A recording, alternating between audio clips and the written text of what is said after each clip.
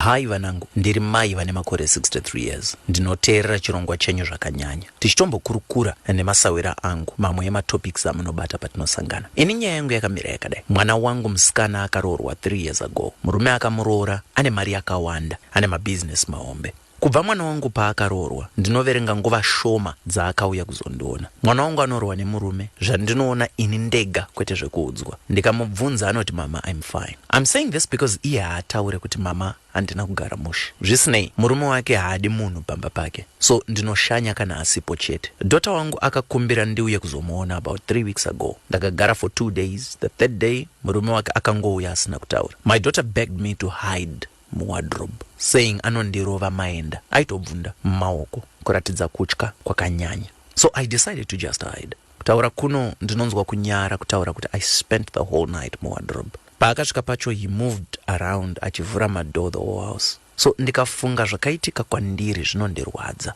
Asi ndinozofungawo magariro akaita mwana wangu. I tried to talk to her zuva randakaoneka after murume wake aenda kubasa. Iye akati ndinoda murume wangu. Mari zvayo, asi ndinganzi ndatadza here ndikamuonesa kuti asiye marriage.